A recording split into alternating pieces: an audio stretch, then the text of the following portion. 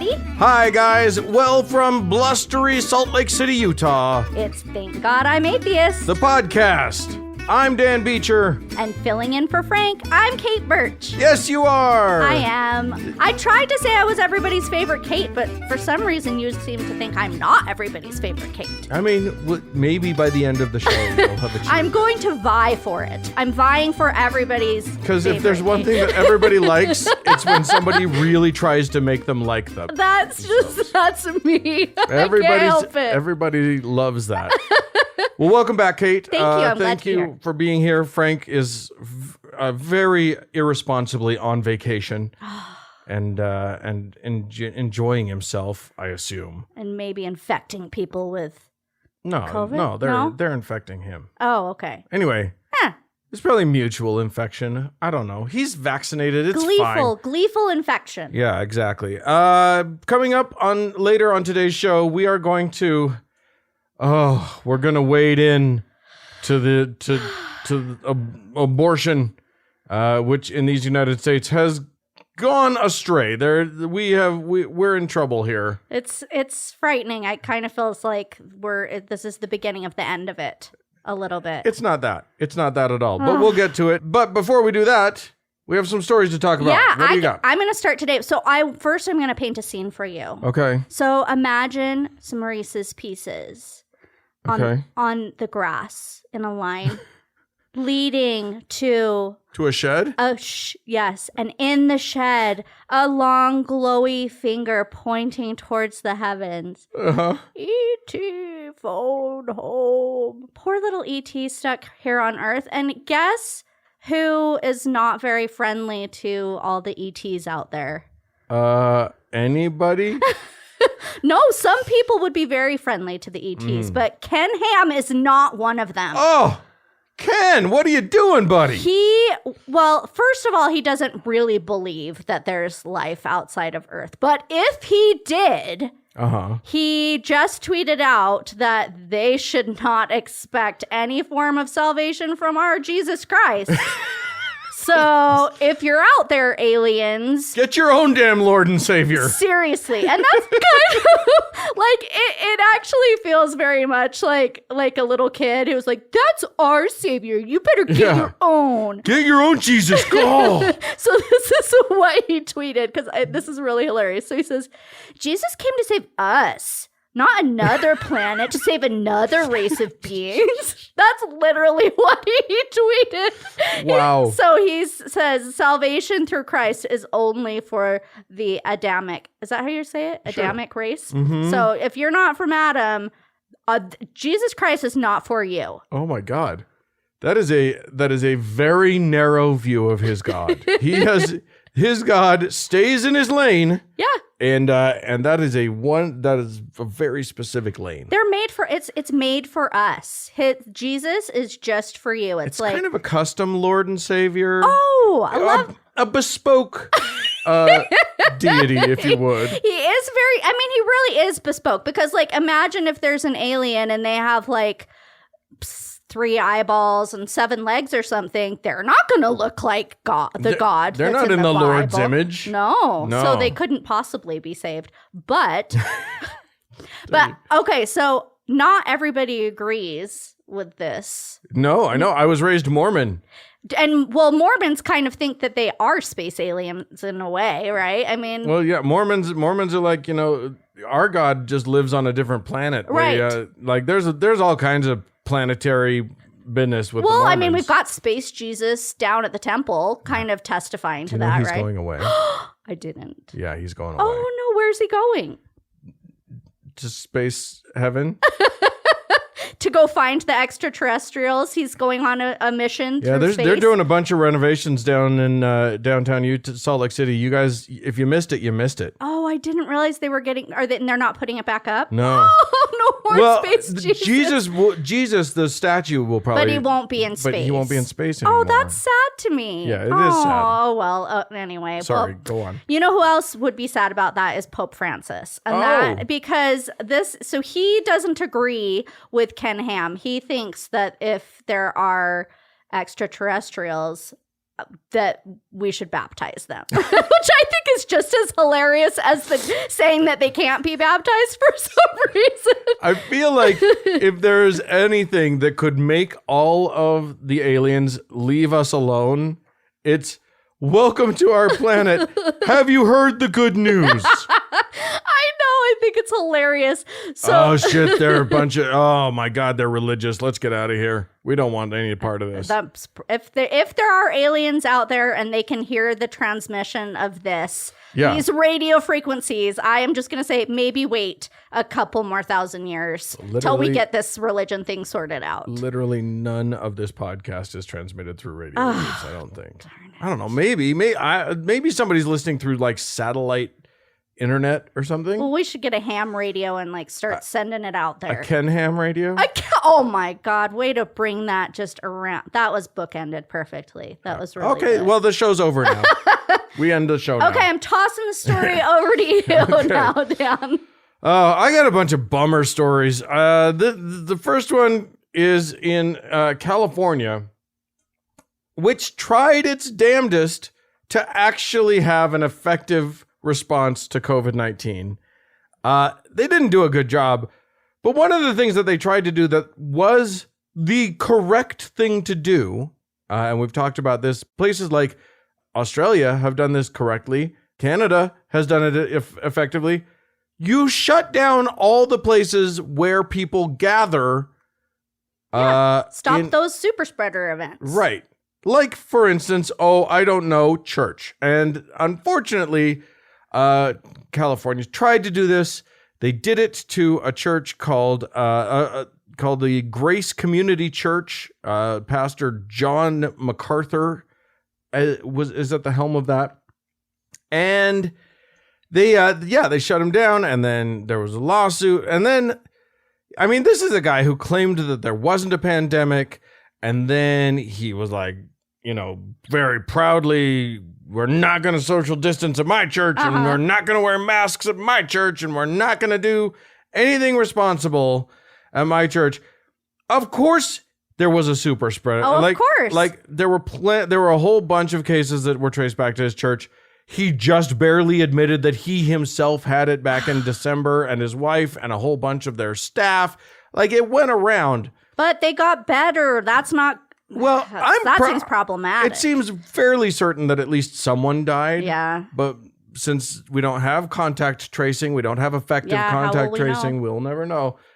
Anywho, so, California was really trying to do this, but unfortunately, the U.S. Supreme Court ruled that you can't force people to not worship. No, people have the right to go worship in person and breathe in your face. Yeah, that is 100% not a right people have, but it's a right that our current U.S. Supreme Court believes in, because as we'll learn later in this program, our current U.S. Supreme Court is a disaster. Yeah, they really are. A 100% awful disaster. So, unfortunately, what that has meant is that the county of Los Angeles and I think the city of Los Angeles are settling with this shitbag and his church.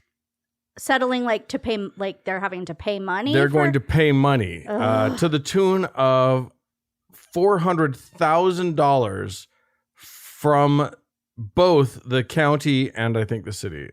Because they closed the church for a minute. Yeah. And they just didn't have the right to do that. So no, it's the state of California and then the county board of supervisors. So $800,000. Now, in what I don't know. It's not even good news. The church itself probably isn't going. They claim they're not going to keep any of the money, that it's all going to the legal group that raised their defense, which is the Thomas More Society. And so what? They'll just be defending people's rights to not wear masks? The Thomas More Society, this is a conservative legal group. They're based in Chicago, and basically their whole thing is like the anti-ACLU. They are anti-abortion, anti-same-sex marriage, anti pretty much everything you could everything that is despicable about the right. Mm-hmm. Everything I value for as a human right, they're against. They're against. Okay, that's pretty easy for me to frame it that way. You know, they got their big start back in 2003 when they won victories in the Supreme Court against the National Organization for Women. Oh yeah, okay, all right. So if that gives you any sense of like who they are, they're apparently very effective, and they're going to be getting $800,000. Okay. So, yay! We're going backwards, everybody. Happy Delta variant. Anyway. That makes me very sad. Yeah. Well, it's not a good news story per se, but it's kind of a little bit of a sort of happy story. This story is about you, Dan. Oh, I don't think it is. Dan, darling. It's about you, Dan, darling. No. Oh, no? I think you've misread that. Oh, it's about Daniel Darling. Yeah. Okay, I did get it wrong. I'm sorry. I apologize. So Daniel Darling, I don't know if you guys have spoken about him before on the show, but he's the Senior Vice President of Communications for the National Religious Broadcasters. And that's basically this group that, is ironically supposed to be protecting like freedom of speech. And I'll actually get to exactly all the things that they claim to be trying to foster. But this week, they fired Mr. Darling because of his pro-vaccine statements on national television. So, which is not surprising, right? No, I mean, no. Firing seems extreme. But I guess he's not espousing their highest virtues. And he's not lining up with what everybody knows Christianity is all about, which is being anti-vax. Which is fuck you, I got mine. I think is the central. I think that's the central point of Jesus's message. I thought it was don't get vaccinated. That's in the newest version of the Bible. Yeah, that's right. That will be if you look at the ancient, the Aramaic, the actual Aramaic, it translates I think it does. directly to do not get vaccinated. Don't get vaxxed. Yeah, exactly. So anyway, during a broadcast on August 2nd, he was on that Good Morning Joe, or I can't remember, Morning Joe, I guess is a TV show. And he was on there, and he was basically saying how great vaccinations were and really trying to get people to consider taking them, and trying to say how actually getting a vaccination could line up with people's Christian faith. If I'm not mistaken, he himself is a pastor. So yeah, I think he's a pastor and an author, and then he's also the vice president of this organization. So I'm going to read you a quote that he said, and just try to imagine how anybody after hearing this quote could be like, you're fired. So he was like, I believe in this vaccine because I don't want to see anyone else die of COVID.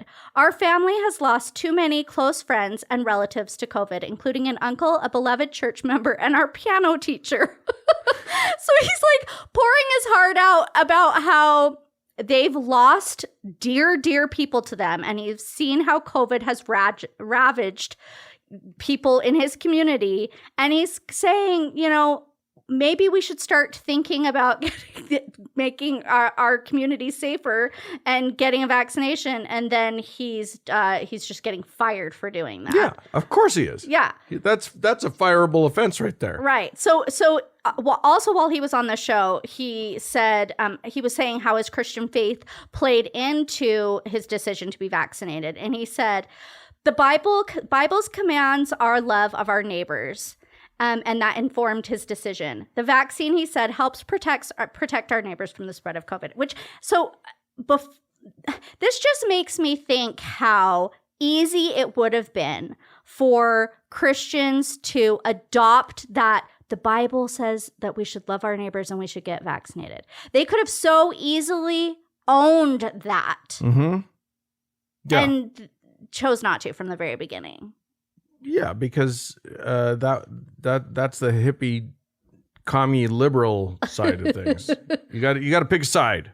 Yeah, I guess so. Well, as it is right now, 1 in 4 white evangelicals still refuse to get the vaccine, and 1 in 5 more are still hesitant. So a quarter of white and evangelicals are just flat out refusing. So I just, the poll I want to see is the level of sympathy for these anti-vaxxers dying, because mine's going down dramatically. Oh, mine too. Like, I'm trying to not feel glee. Yeah. Like, that makes me feel really pretty horrible, but like, yeah. What's that German short? Schadenfreude. Schadenfreude. I'm feeling a bit of that lately. It's tough. It's tough. Try to maintain your humanity, friends. Even though they definitely deserve what they get. Just try to maintain your own. It kind of does feel like a true test of like, I don't know. Yeah. I don't know how you feel towards your humanity. I have to continually remind myself they were lied to. They were lied to by people that they trust. They were lied to by people that they trust. And those are the people I have no problem hating. Yeah. Oh, I agree. If Joe Scarborough up and died from COVID or from anything really, I have no problem celebrating. But just Aunt Suzette, who sits in front of Fox TV all day, and All right. Well, since we're in the happy times, I'm gonna tell the story of Myanmar. Oh, this is gonna be cheery. I can tell already. What are you talking about? Just because Myanmar was going in an okay direction, and then, there was a military coup, so that's always great. And they weren't actually going in that great of a direction. Back in 2017, for those of you who don't know, fairly recent Myanmar history. This used to be Burma, by the way. Now we call it Myanmar. Anyway, there's a group of... Because Myanmar is largely Buddhist. Okay. The vast majority of Myanmarians, I don't know what you call them. Anyway, they are Buddhist, but there's a tiny minority. I mean, it was about 1 million people, I think. Do you know what the population was? Oh, okay. No, but it was a small minority of people were the Rohingya, who are the Muslim minority of Myanmar. So in 2017, there was a small uprising of Rohingya, and then they were genocided. Basically they called it a counterinsurgency, but a lot of critics from outside of the area are very clear that this was ethnic cleansing that was attempted. Will there be any prosecution for that? Actually, the World Court, the Hague or whatever is looking into that, but they move slowly. Just as slow as possible. So, anyway, now there is a military government in place, and there has been some question. There are still lots of Rohingya in Myanmar. Many of them fled across the border. So there are still quite a few Rohingya in Myanmar. A lot of them fled across the border into Bangladesh. More than 700,000 fled into Bangladesh. Of the million. That was an approximate. Oh, that's okay. But still, there are an estimated 600,000 still left. Left in Myanmar.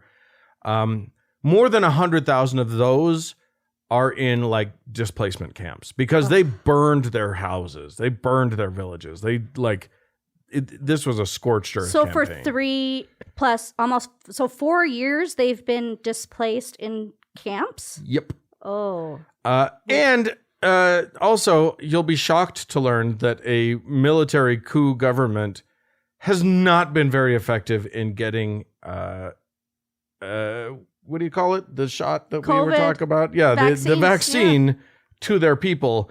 And there's been a lot of question as to whether or not the Rohingya were going to get it at all. Right now, it is I think 8.2% of the country's 54 million people. Wow. Okay, there is my answer. Wow. Have gotten at least one dose. Do we know of that 54 million, how many of those are Buddhist? almost all of the rest. Even the military? Yeah. You can be a Buddhist and be in the military? Oh, yeah. What'd you think? That they were actually good people? The Buddhism, did you buy into the Buddhists are peaceful people? Well, I kind of did, I think. I didn't realize that, like, it feels counter to what I've been sold. Don't be silly. It does. It feels like There's still a religion. But I didn't think that you could, like, kill somebody if you were Buddhist. Uh-huh. Anywho, yeah, you're wrong. You can be a Buddhist and be very violent indeed, because it's still a religion and they're still humans. If you got humans, you got violence. Anywho, so the good news, the very tiny sliver of good news in all of this is that the current government has said that when they get around to actually getting this vaccination out, eventually they will also give it to the Rohingya. Okay, well, I guess it's better than saying, no, you're going to die in camps. Yeah. And that's pretty scary. Well, die in camps has really been the goal, but it won't be. You won't die of COVID in camps. Well, you probably will. When only 8.2% of the country of the people that they like has gotten it. And I imagine if you're in those camps, there's like no chance of social distancing. None of that. No protection. It's not like they're distributing masks. No. Come on. No. So. Ugh. Yeah. Okay, that's pretty depressing. Not great. Not great.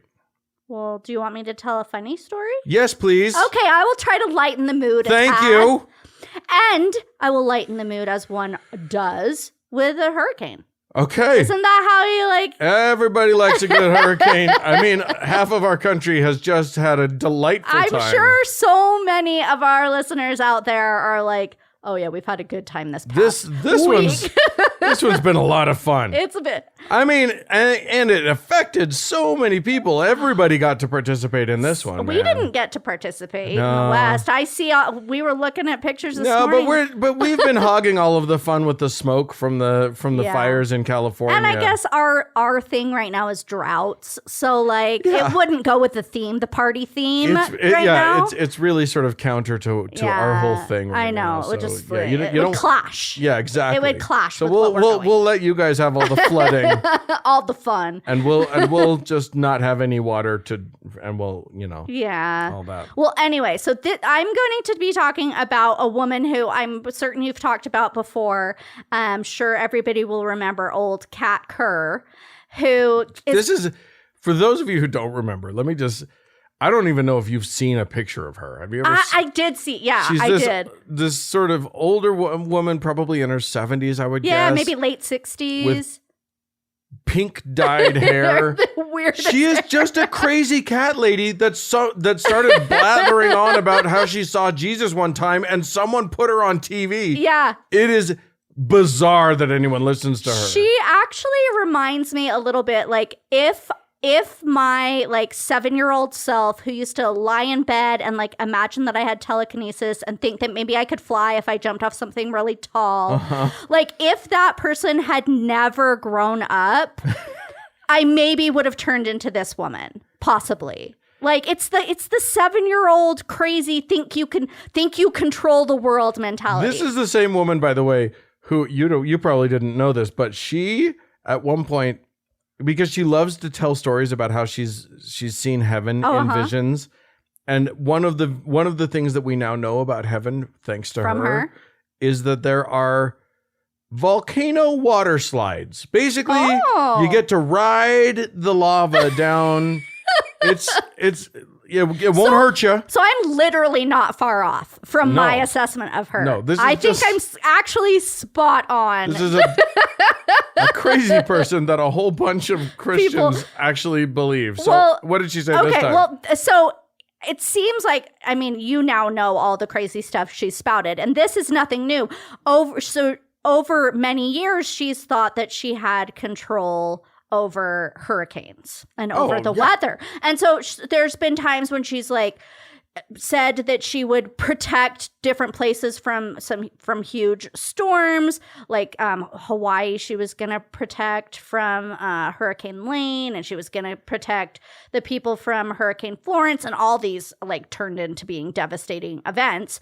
And so just recently, as Hurricane Ida was coming up, she was like, she knows how to do this. She's going to figure out how to protect everybody from the hurricane. So apparently she has thousands of followers that are called the Weather Warriors. Oh, good. I wonder if they have like matching outfits. I kind of like thinking that they do. They at least need a hat. They need some, or a pin.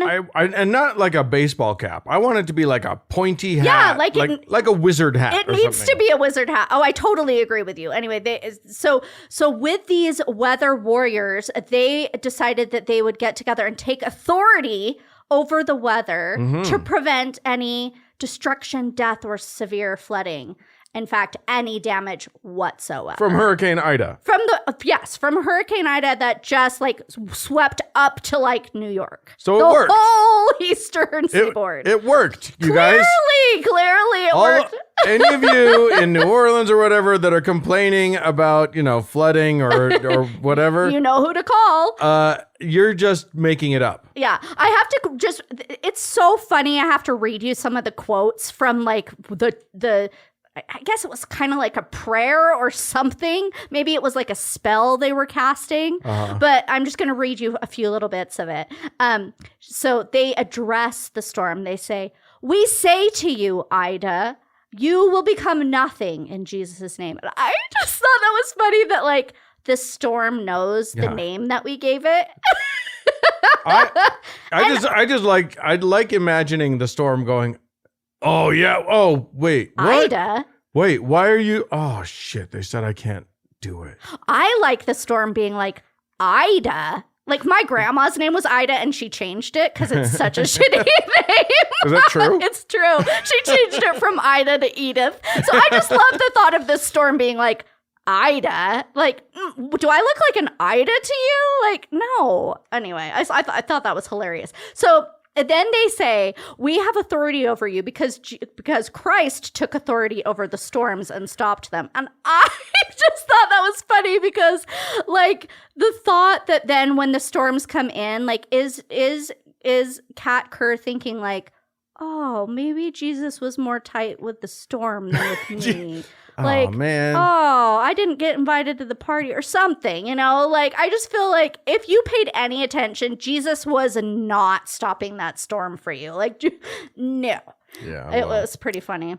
And then I just have to read one more funny quote from her because it's kind of hilarious. And she said, "I believe that we will begin to create a wall of faith in the Gulf so the storms cannot come ashore." And I love the thought of that wall of faith. I feel like they should try that on the southern border. Build the wall.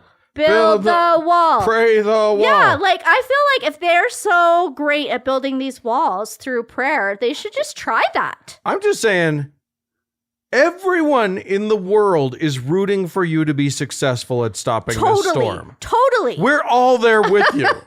So please. Yeah. Like, why? Like, but also notice that maybe you've tried this a few times, a dozen times, and you've never succeeded ever. No. All right. Yeah. Well, there you go. So I'm going to finally end us here in our fair state of Utah. Oh, yay. Where, I don't know if you know this, but like the main religion is already a kooky kind of cult. What? So when that's your baseline, even kookier things happen. Okay. Like we get a lot of kook here. And this most recent one was sent in by a listener. And basically what happens, this is in southern Utah, in St. George, Utah. Okay. And this, there's a guy who was caught recently and is being charged with arson, multiple counts. Oh, no. He apparently, allegedly, started several Mormon chapels on fire. Okay. I'm curious why. Well, righteous anger is why. Okay. Apparently, This guy who identifies himself as Joshua, though that is not his given name. His given name is Benjamin James Johnson, but he identifies himself as Joshua, and he is a, quote, type of deity. Oh, deities do like to burn things. They do. That sounds correct. It all tracks. It all tracks. Yeah, so far I'm like, maybe he's not lying. And let me tell you something.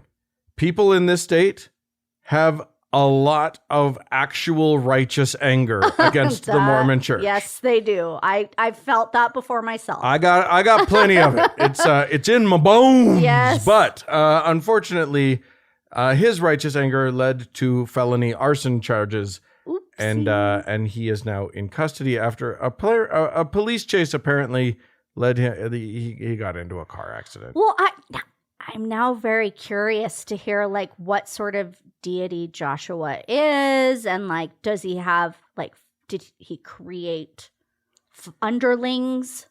Right.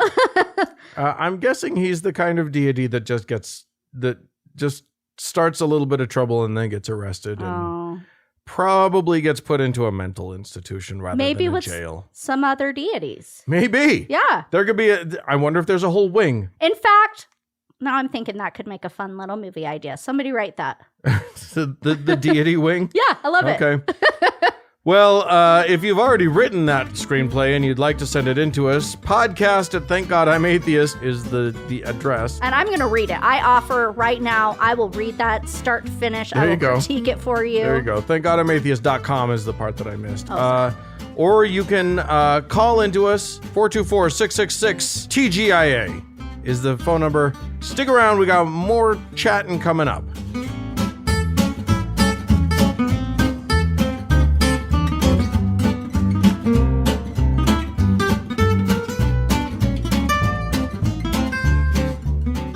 Well, Kate, you may not have heard, but there is a fella named Robin Bullock. Uh-huh. He's married to someone named Robin Bullock.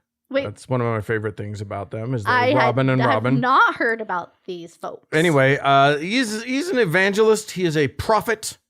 He is a wearer of a very obvious not mullet, but a very obvious wig. Oh, I was going to say mullet. Great. That looks terrible on him. Oh. And he usually wears like leather jacket because he's cool. Oh. His wig is he's got long hair. I don't know if it's a wig. It looks very much like, if it's not a wig. Okay, I'm going to look him up so I can see. It's a very unfortunate hairstyle. I'll show you a picture of him. Oh, wow. There. Wow. Anyway. It's like he's kind of swinging for an 80s look there for sure. Oh, yeah. I don't know if he's going for an 80s look, but he has an 80s look. Anyway, he has been to heaven just like Kerr has. Oh, he has? He's seen it. Did he ride on the waterfalls? The volcano falls? Slides? I don't know, but he's going to tell you about the throne that God sits on. Okay. So we'll just take a listen to that. All right. I remember one time, I've been to heaven in different throne rooms a few times, and every time I was in a throne room, he has different throne rooms for different things. I watched him create the world one time. Wow. It was the most amazing thing you've ever seen. And when you got to the end of it, but the white throne, it's set up on about 7 tiers. And when you look down at it, it was massive. It was a massive thing. And it was inside this cube of like gelatin. It was like clear gelatin. And it went around in a square around him and his whole throne. You could see his hair. You could see the outline of it inside that. And his beard.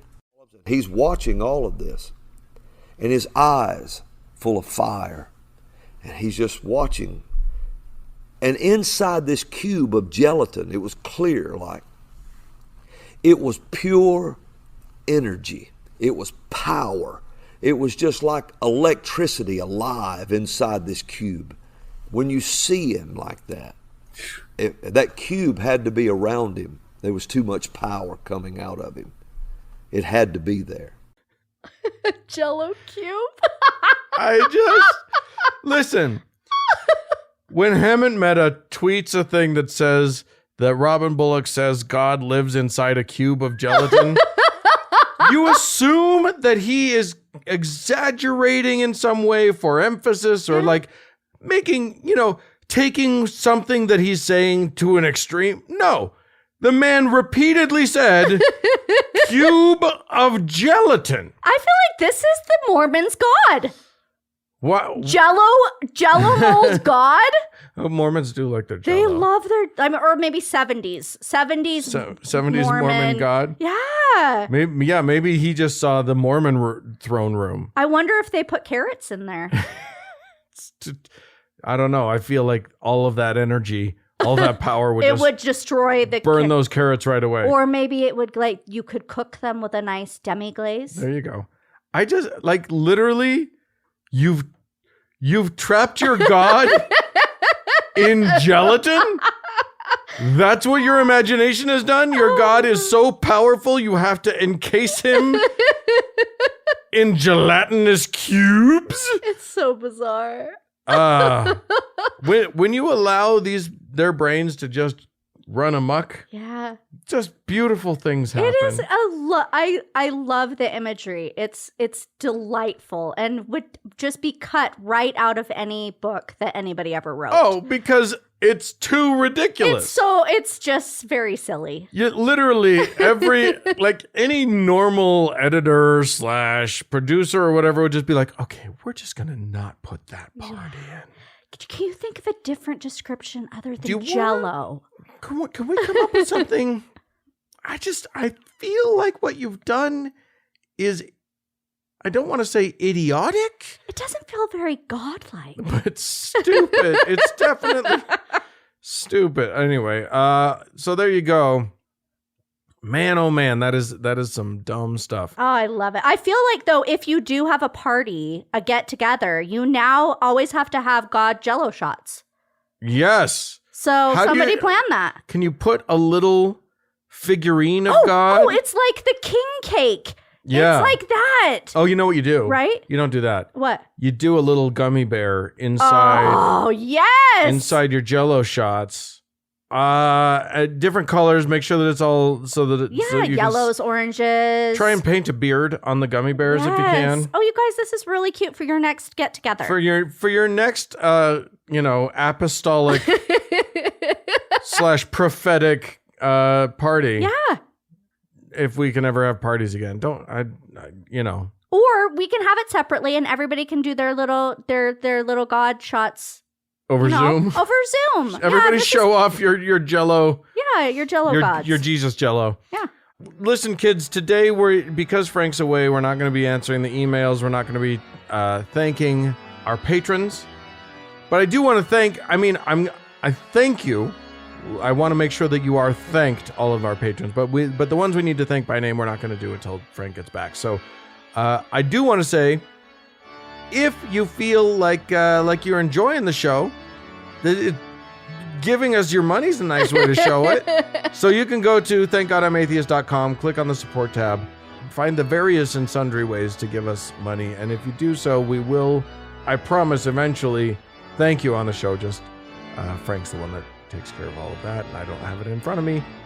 And so thank you. Anyway, we will get to you, I promise. And I want to thank you too, even though I don't get anything from it, but I sure like this podcast. Yeah, you should be giving us money.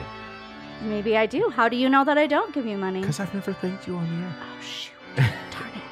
Anyway. Next time. But yes, thank you guys so much. Stick around.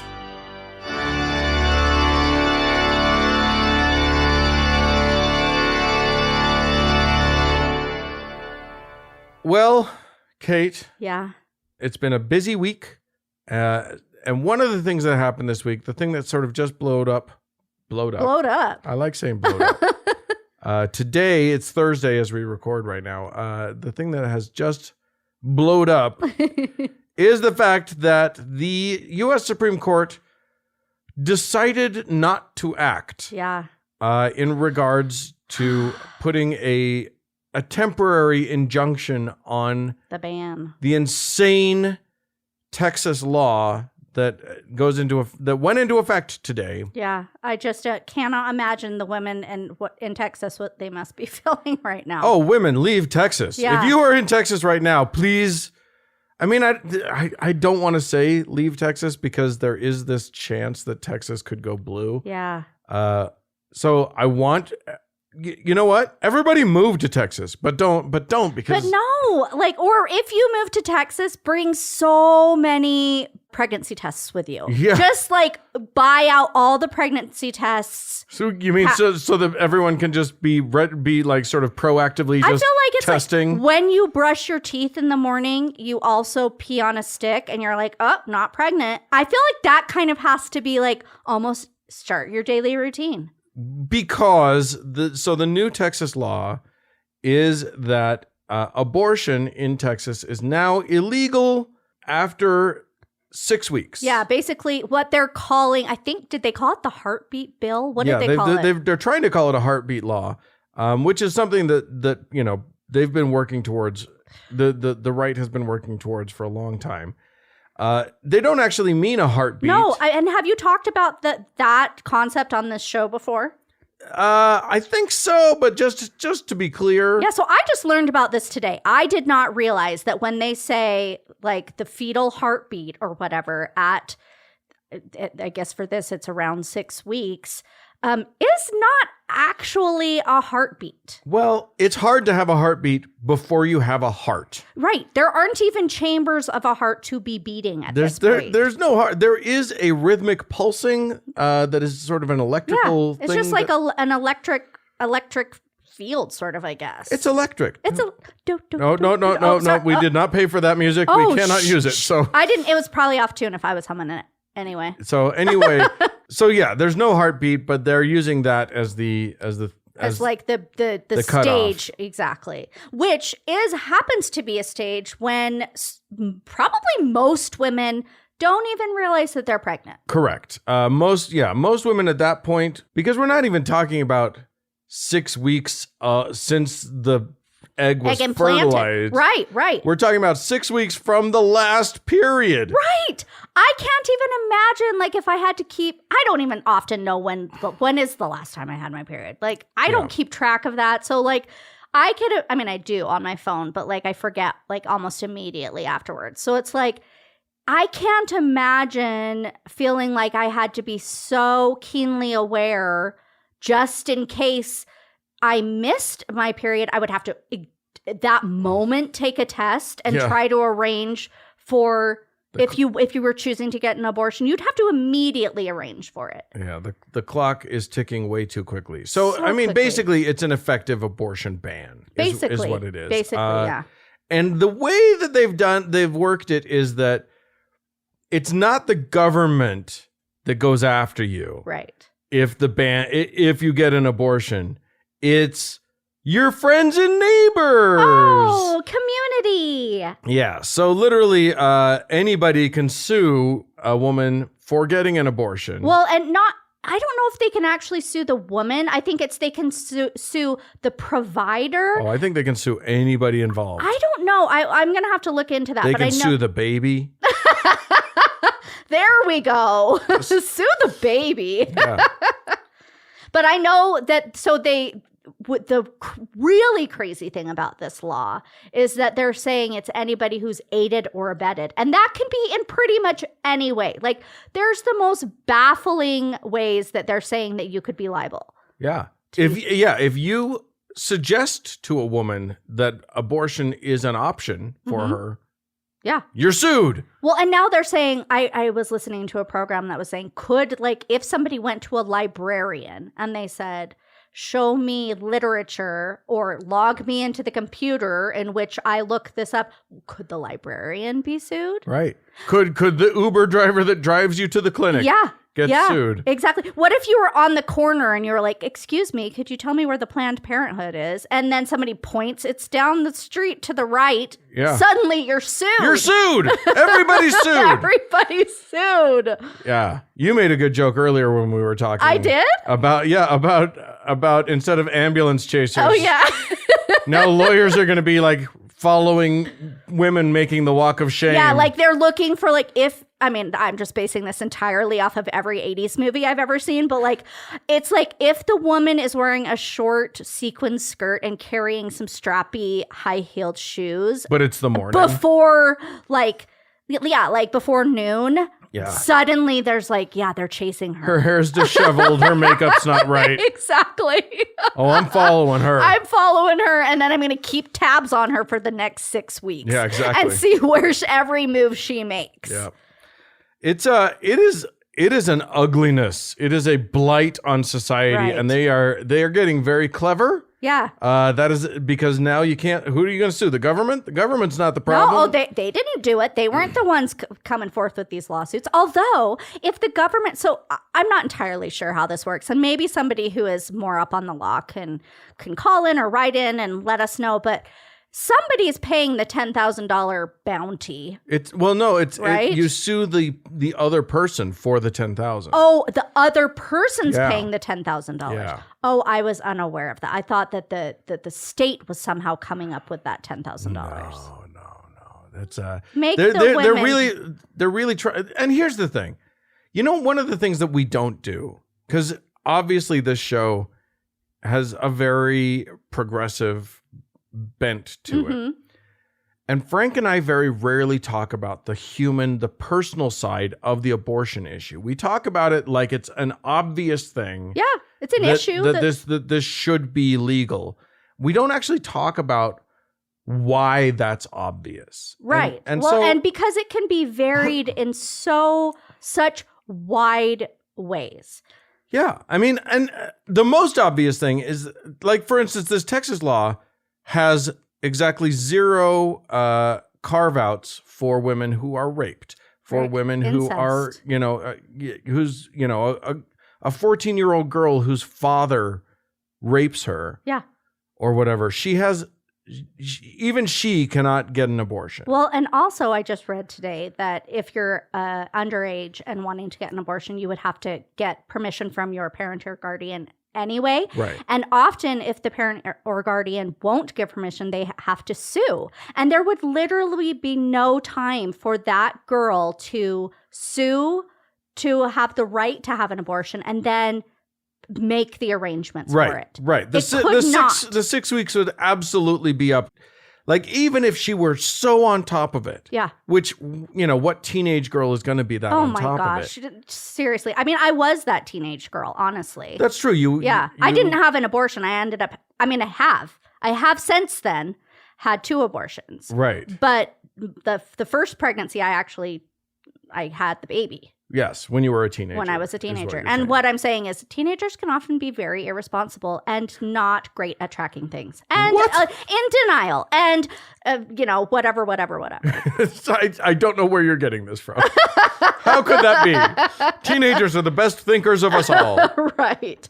Well, and so I'm going to kind of sidetrack. And if you want to ask any questions about my abortions, feel free to. But I'm going to sidetrack this a little bit and say, to all the people who say, well, she could just carry the baby to term and have it and put it up for adoption. And that's the responsible thing to do. And that's the amount that would disrupt anyone's life, let alone a child. Yeah. Is almost insurmountable. It is. Yeah, it's not just you just carry it to term and then you get rid of it. Yeah. No, there's so much more that goes into it. There's all the doctor's appointments that you have to go to. There's discomfort. There's stigma. There's so many things. Damage to your body. There is a risk of death. Yeah.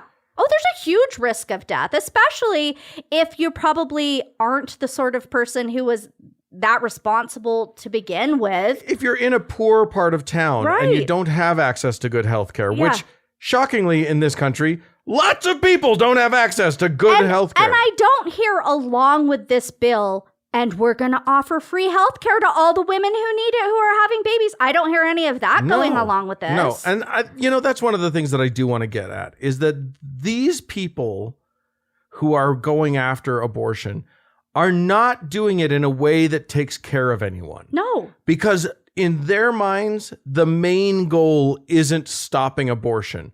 The main goal is punishing women for promiscuity. Oh, 100%. I just had a fight with somebody on Facebook about this. So. And frankly, never punishing men for the same thing. No. But always, always, we must punish these women for their sinful, dastardly promiscuity. Really, if people wanted to end abortion, if that was their true goal, then I would just take every 15-year-old boy and give him a vasectomy until he's ready to have a child, if he's going to have a child with a family, and then directly after that, then have the vasectomy again. Do it when they're infants rather than when, stop circumcising everybody and start giving them there you go. A vasectomy. Vasectomy at 1 month old. There you go. Boom. Problem solved. You have solved the abortion problem. And then reverse it when you're ready and you're making the decision if you decide to have children. Yeah, exactly. Although, frankly, of course, the you can already hear the chorus of men going, "You can't tell me what to do with my body." Right. Yeah. But wait, I thought you want to stop abortions. This will literally stop abortions. Or how about this? Pay for birth control. Yeah. You won't even do that. No. You won't even Yeah. Literally call them abortion prevention pills. Totally. And anyway, but it shouldn't. But even that still puts the responsibility on the woman. Yeah, I kind of really like the vasectomy idea. Yeah, I'm down for it. Frankly, can we start with all of them, with all the Christians? Let's. They're the ones who don't want the abortions to happen, and they're the ones who have too many kids to begin with. So, yeah. So I also want to put a face on, because when we talk about abortions, we tend to talk about extremes. We talk about the rape, we talk about the incest, because those are it's insane to prevent those women from having abortions. Clearly, they deserve to not. Yeah. But also, women should just have access to abortion. Yeah. That is health care. You've already said you've had abortions. Yeah. After I was married and had children. Yeah. So why did you make that choice? So for me, it was just, I felt like I was in too over my head with the kids that I had, and I wouldn't be able to give them the care that I felt that they needed or I needed. This is the thing, when you're even if you're not a parent, you're still juggling so many different things, and you are literally the only person who can know how much you are capable of.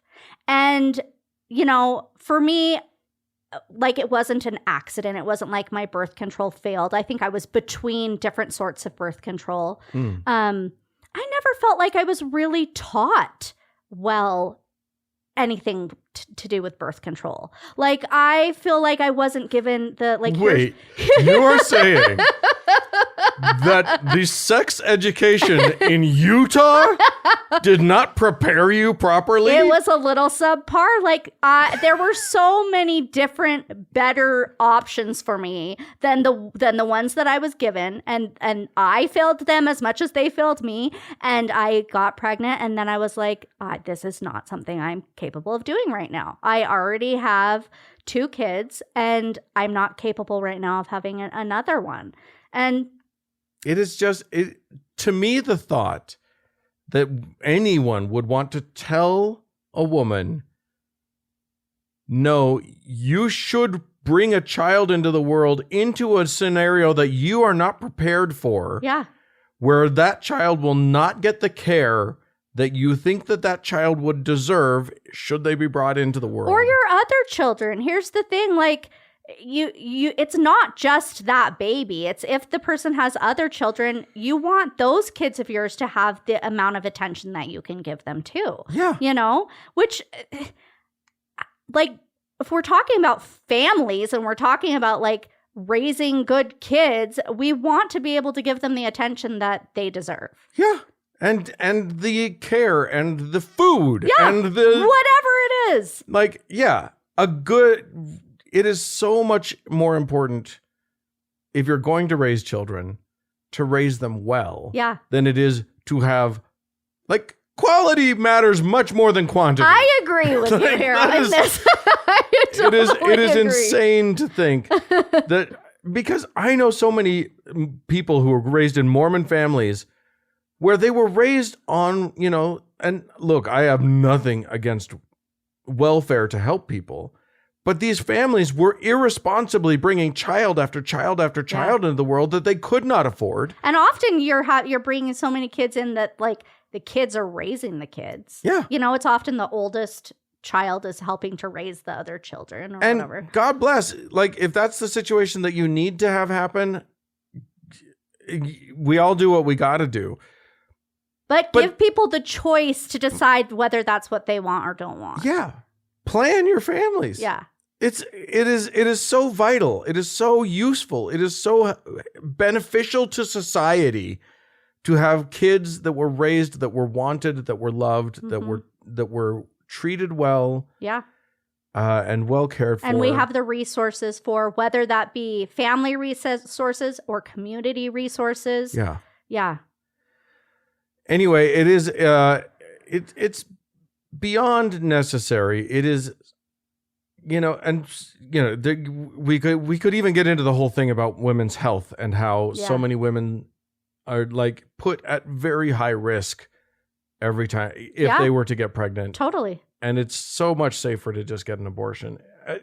There are, for every scenario, like every scenario is different. You could have 3,000 women come on the show and tell you their stories. And I've actually gone to events because this is an issue that means a lot to me, because I feel like it really did help me in my life, and it's just really important to me. And so I've been to events where I've met with other women who have had abortions, and we've all read our stories and spoken to each other about them. And there sounds like a ball. It actually was. It's kind of great to see, like, for some people this is like an emotional issue. For others like me, it's not as an emotional of an issue for me. Like, I felt like I felt good about my decision from the beginning. Like, the issue is emotional. The issue is emotional. My own story was just like, I felt so good about, like, I felt like I was doing the right thing for me. And you went in and you had the abortion, and you never wait. Are you saying that you didn't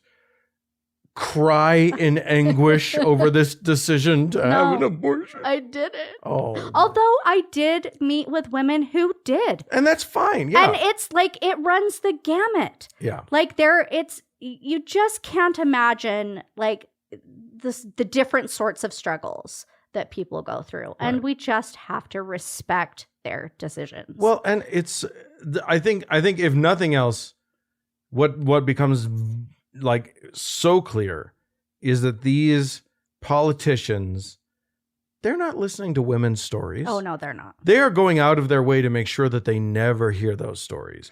Actually, though, I have to interject. There is a really cool thing here. I can't remember. There's a representative, and he's actually a Republican, who put this together. He's bringing women in. He actually is super pro-choice, and he's bringing people in to talk to legislators about why. I mean, I don't think it's going to change anybody's mind, but he really wants to have them hear women's stories, and I just think that's amazing. Well, I think it's a lot like sort of, the gay rights movement or the atheist movement.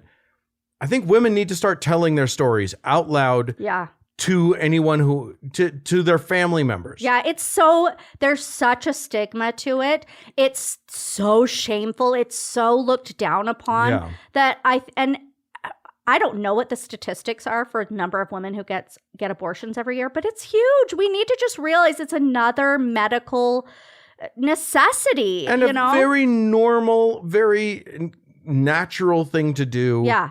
And I think, look, I don't think everybody should tell their stories to their families because there's very real social danger there and possibly physical danger there. Totally. So you need to make the choice for yourself. But anyone who feels like they can safely at all tell their story, we need to start telling these stories. Yeah, and we need to normalize it. We need to support each other. Because it can't just be that, like, these people are allowed to continue in their belief, because their belief is that it's just that all abortions, 100% of abortions, are some slut Yeah. who wants to keep on having reckless sex. She's sleeping around with every guy, and she's totally irresponsible. And just worshiping Satan and killing babies and killing stuff. babies. And you, like, I wonder how many of those Republican legislators paid for somebody's abortion once. Oh.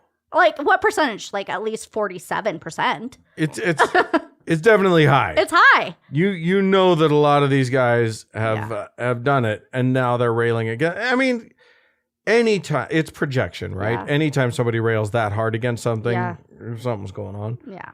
So there you go. I don't know. I think we've cracked it. I think we've solved the problem here. We have. I mean, I solved it with the vasectomies. Remember? Yeah, that's right. I solved it. Man, I'm on board.